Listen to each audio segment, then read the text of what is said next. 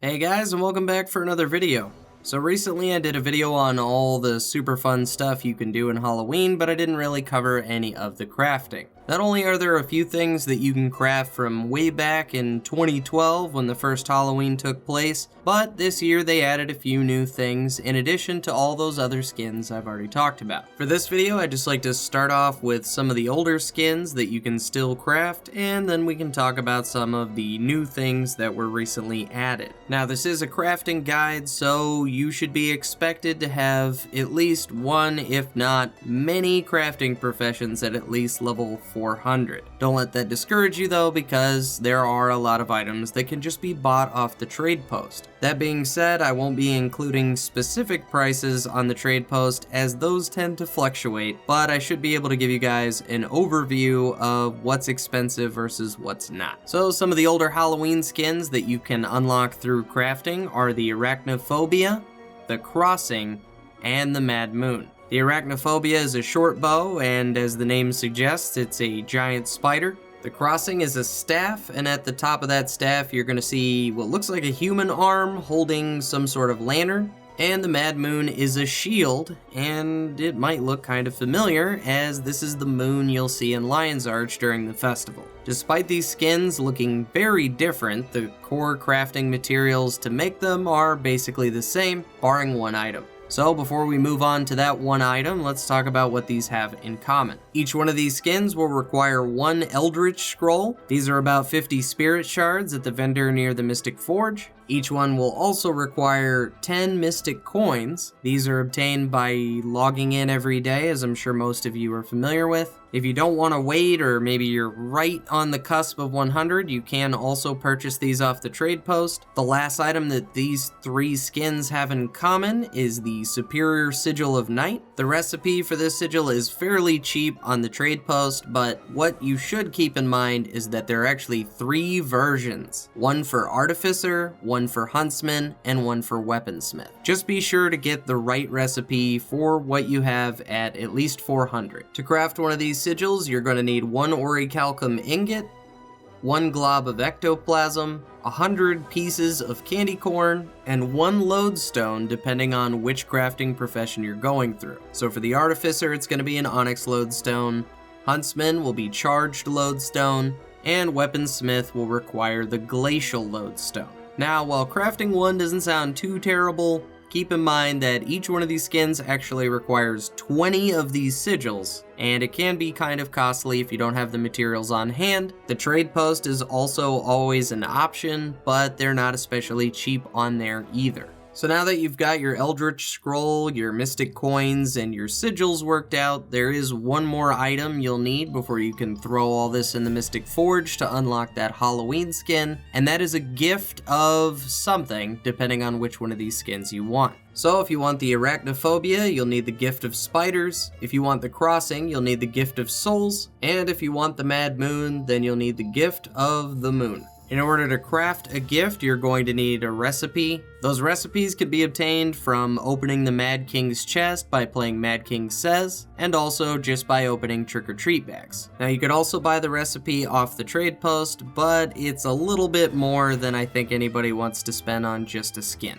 So let's say you luck out and you get one of these to drop, I would tell you probably to just sell that recipe. I know that sounds a little counterintuitive because we're doing a guide on crafting Halloween stuff and we need that recipe, but just hear me out. To craft each one of these gifts, you're going to need a gift of something yet again, and these gifts are actually tied to dungeon tokens. So these were obviously added when dungeons were big, but as most of us know, dungeons have kind of been abandoned, and I mean, they're still fun to play, they're just not very rewarding, or at least not as rewarding as other things. Even outside of those gifts requiring dungeon tokens, you're also going to need 250 orichalcum ingots, 20 globs of ectoplasm, and 100 of a specific lodestone depending on which one you choose. In other words, it's just a pain.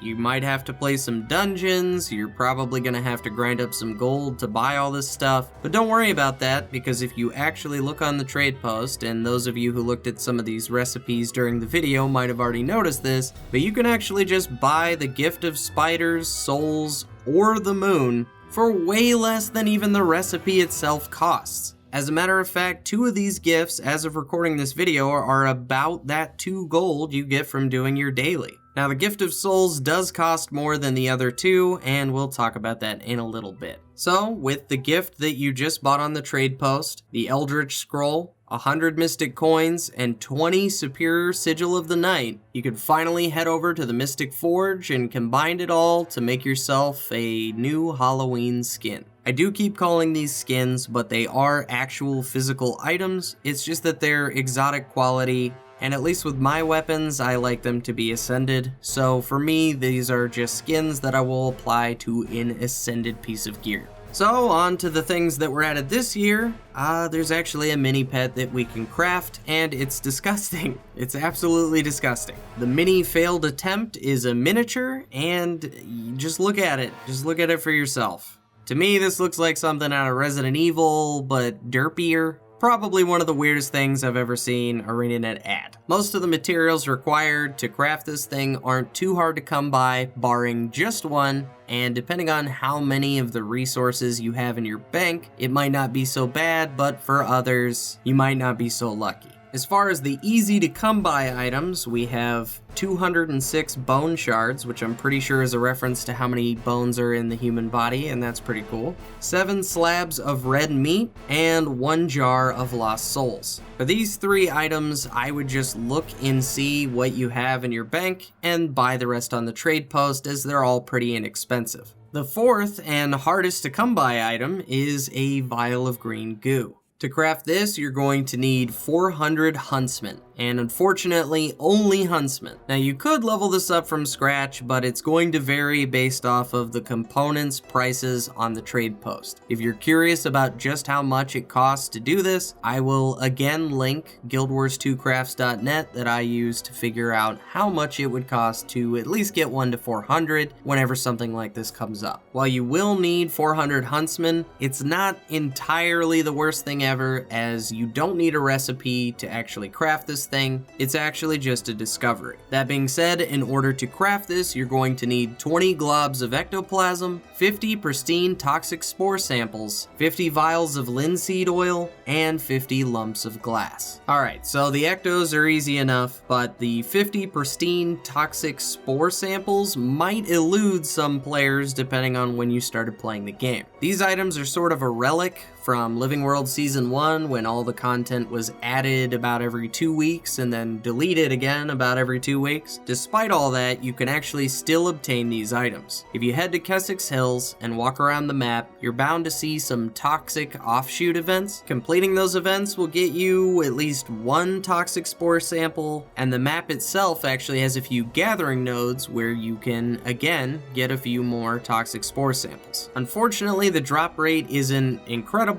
so you're only going to be getting a few of these at a time. They aren't terribly expensive on the trade post, but do keep in mind that you will need 50 of these in order to craft this. The Vials of Linseed Oil are crafted out of 20 piles of flax seeds, 5 milling stones, and 1 milling basin. The flax seeds are obtained from gathering nodes, mostly in Heart of Thorns, but I think I saw a few in the Path of Fire content as well. There are a few good spots for farming these materials, so you can do that once per character per day until you end up with enough. Every crafting profession has the opportunity to make this item. It's more of gathering all the flax seeds. Now again, you can just buy vials of linseed oil off the trade post, but we do need 50.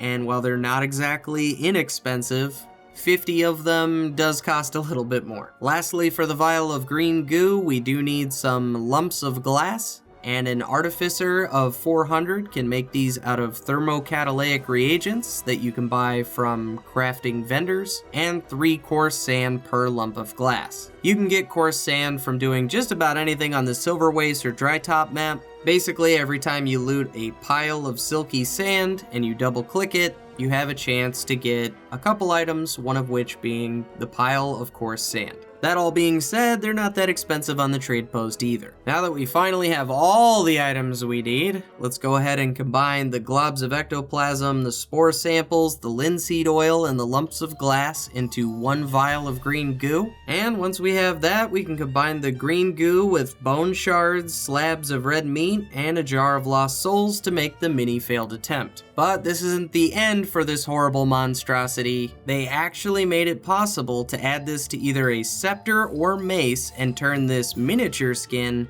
into a weapon skin. Now, unfortunately, to do this, you can't add the original skin to your wardrobe, so you kind of have to pick between which one you want. To convert this mini pet into a weapon of your choosing, you will need an ascended scepter or mace, depending on which one you'd like, a Philosopher's Stone, which can again be purchased at the vendor near the Mystic Forge for 1 spirit shard, a Gift of Souls, as we talked about earlier, and the mini failed attempt itself. Combining all 4 of these in the Mystic Forge converts your ascended weapon into the weirdest thing that any of us have ever seen. Now, you may have already figured this out, but earlier I said the Gift of Souls was more expensive than the other 2 for a reason, and you pretty much have the reason right here. This recipe was added, and now the Gift of Souls has more uses, and because it has more uses, it's more valuable. And that, guys, is about it for this video. This does not mean by any means that I've covered every single Halloween skin in existence. These are just the ones that I thought most people might be interested in.